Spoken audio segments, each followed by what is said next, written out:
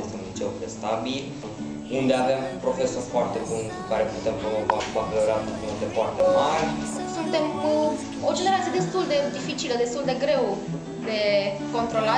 La început am fost foarte speriat, mai ales când am intrat în școală, am văzut pe tablă erau scris tot, uniforme, de toate, să învățați. Deși nu mi-am dorit foarte mult să intru în acest liceu, nu regret, deoarece am un colectiv foarte unit, cu un diriginte extraordinar, iar profilul la care sunt chiar cred că este cel potrivit pentru mine. Îmi place foarte mult de profesor Săuca, de învață chimie, ne dă 2 chimie așa, fără număr. Atât de profesor de matematică, îmi place când știm ceva, bazați, sunteți cei mai tari. Dar când se sună de pauză, zice, lăsați un aici și toți în pauză. Și când revenim, spunem, fac test. După aia, dacă văd că știm și suntem foarte pregătiți, îmi dă plusuri. Și o trecută trebuia să iau 10 și mi-a dat 10. Pot să zic că nu-mi place că suntem prea mulți în liceu, datorită comasării noastre. Părerea mea despre școală este că școala este așezată bine, dar treburile nu stau foarte bine. Adică nu sunt bine stabilite, colegii fiecare cu cel doare, ca să zic așa. Și, na, acum profesorii, unii mai de treabă, alții mai să ne întâlnim pe afară, cu păculeți, na. Deci treaba nu este bine stabilită. Ori cu conul și laptele nu merge treaba, o să ne dea mere, ne-a dat mere toată ziua și na, nu este bine stabilită. Eu, sincer să fiu, vreau să rămân în acest liceu. Ce-ți place cel mai mult la acest liceu?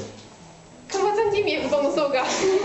După părerea mea, în liceul nostru există multe elemente care ar putea atrage elevii conștiincioși. De asemenea, profesorii sunt foarte bine pregătiți, permițând de noi elevi să atingem un nivel mare din mai multe puncte de vedere. E fain. Eu am vrut încă din clasa nouă să intru la LSN, dar n-am ieșit atunci pentru că se pare că nu aveam media potrivită. Dar m-am apucat de învățat și mi-a descurs media și în sfârșit am reușit să intru. De 2 luni sunt aici. Am venit la acest liceu deoarece vreau să devin medic stomatolog. Credeam că e foarte greu, ceea ce s-a adeverit. Dacă nu înveți, este greu. Părerea mea despre acest liceu este că este un liceu foarte bun, adică mi-am dorit să vin la acest liceu dinainte să mă repartizeze calculatorul aici. Pur și simplu pentru că este un liceu care se bazează foarte mult pe științe ale naturii și am auzit că are istorie, tradiție, că a fost printre primele licee și asta mi-am dorit să fac, să vin la acest liceu pentru științe ale naturii. Acum că am ajuns aici pot spune că profesorii sunt foarte, foarte buni, cel puțin pe biologie și chimie profesorii sunt geniali, pot spune. Și chiar te pregătesc în viață pentru așa ceva, adică dacă vrei să înveți biochimie, vii la LSN, clar, n-ai unde altundeva. Ce-ți place cel mai mult la LSN? Cel mai mult la LSN pot să spun că îmi plac oamenii și profesorii. În primul rând profesorii, deoarece profesorii sunt geniali, foarte, foarte buni. Știu să te pregătească pentru viitor, efectiv. Crezi că ce ai învățat aici o să-ți folosească? Da, categoric. Ce am învățat aici o să-mi folosească foarte mult în viitor. Am aflat informații foarte utile de la toți profesorii și de la toată lumea, nu neapărat de la profesori, de la toți cei din jur și de la femeile de servicii am aflat lucruri importante. Adevărate lecții de viață. Da, adevărate lecții de viață. Alegerea mea nu a fost acest liceu, dar tot rău spre bine. La început mi-a părut rău că am ajuns aici, dar treptat mi-am dat seama că aici voi învăța multe lucruri folositoare. Îmi place pentru că elevii sunt incredibil de buni și au reușit să facă acest liceu de prestigiu. Avem foarte multe activități culturale care lasă copiii să își dezvolte imaginația și creativitatea. Școala este un loc pentru mine unde pot să învăț tot ce trebuie. Am la dispoziție laborator de fizică, de biologie și de tot ce e nevoie. M-am bucurat tare mult când am aflat că am ajuns la LSN. Am făcut activități împreună, am fost în excursii. Da, părerea mea despre acest liceu este că este un liceu foarte frumos, de mare prestigiu. Eu când am venit aici, credeam că o să fie foarte ușor, dar m-am înșelat amarnic. Este cel mai greu lucru care l-am făcut în viața mea. Avem profesori foarte, foarte exigenți. Nu mă așteptam să avem asemenea profesori. Ei doi, cu cea mai mare ușurință, adică eu în generală, nu aveam niciun doi. Cea mai mică nota mea a fost 4. Dar când am ajuns la liceu, 2 uri așa, pe felie luam, să-l spune. Îți place zi de zi în acest liceu? Zi de zi? Că afară nu se prea simte mirosul de fum, că nu se prea fumează. Nu știu dacă ar fi ceva să nu-mi placă din moment ce este liceul pentru care am optat. Și nefiind sigur ce vreau să optez, profesorii și dirigintele m-au îndrumat către LSN fiind un liceu de profil.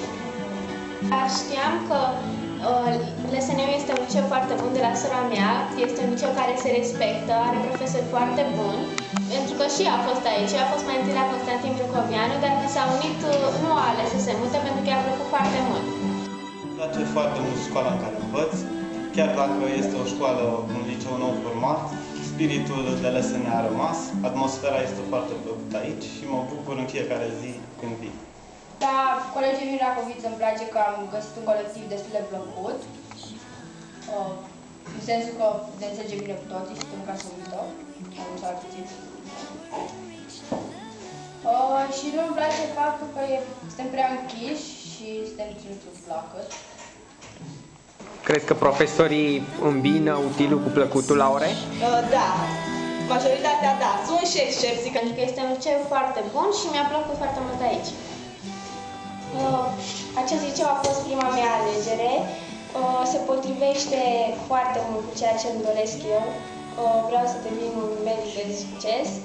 Recunosc că am vrut să merg în alt liceu, nu aici. Că toată lumea spunea, e de învățat foarte mult, foarte absurd, în sensul că niciodată nu vom învăța aici ceva ce chiar ne-ar folosi. Doar biologie și biologie și biologie și atât. Dar cu timpul am văzut că nu e așa și chiar e ca o familie, oarecum. Toată lumea încearcă să fie unită, să facă cât mai multe lucruri împreună, de la excursii până la lucruri în școală, proiecte, tot felul, să ne apropiem cât mai mult unii de alții.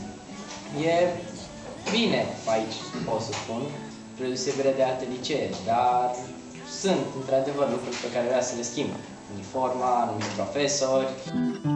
There is nothing we can't do when December turns to June and we feel Chiulesc de la ora. Voi reuși? Îmi place colectivul, suntem foarte uniți. Conform unei zicale, cei ce se aseamănă se adună, iar noi ne-am adunat toți aici. Anii de liceu nu se mai întorc. Îmi formez o bază pentru facultate. Foarte mândru. Am fost foarte încântată de faptul că am intrat în acest liceu. E o atmosferă care nu se poate găsi altundeva. Mi-a place să rămân acest